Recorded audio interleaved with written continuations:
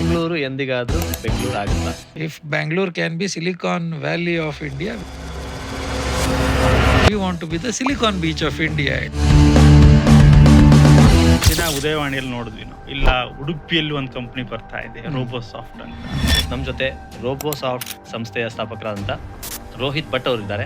When Steve Jobs went live on stage in 2008 in Macworld show, he announced App Store with the 200 apps. ಆ 200 apps ಅಲ್ಲಿ 5 was done by this small company in Udupi. ಬೇರೆ ಯಾವ್ದಾದ್ರು Indian company ಇತ್ತ sir ಅವಾಗ?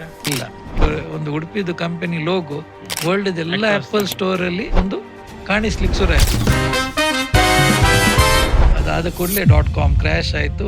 ಹೇಳು ಆಯ್ತು, IT ಎಲ್ಲ ಹೋಯ್ತು, ಇವಾಗ ಮಾಡಿದೆಲ್ಲ ಹೋಯ್ತು ಹೇಳಿ ಎಲ್ಲ. ಹೊಸ ಎಂಟರ್ಪ್ರಿನರ್ಸ್ಗೆ ಏನು ಹೇಳಿದೆ, ನೋಡಿ ನಾವು ಸುಮಾರು ಮಿಸ್ಟೇಕ್ ಮಾಡಿದ್ವಿ, ನಮ್ಮ ಮಿಸ್ಟೇಕ್ ಮಾಡಬೇಡಿ, ನೀವು ಹೊಸತು ಮಿಸ್ಟೇಕ್ ಬೇಕಾದ್ರೆ ಮಾಡಿ. ಯುವ ಜನರು ಹೊರಗೆ ಹೋಗ್ತಾ ಇದ್ದಾರೆ, ಅದನ್ನು ನಾವು ಸ್ವಲ್ಪ ಸ್ಲೋ ಡೌನ್ ಮಾಡುದು ಒಂದು ಲಾರ್ಜರ್ ಪರ್ಪಸ್ ನಮ್ಗೆ. ಸಿಲಿಕಾನ್ ಬೀಚ್ ಆಫ್ ಇಂಡಿಯಾ ಅಂತ ಅನ್ನೋದ್ರ ಬಗ್ಗೆ.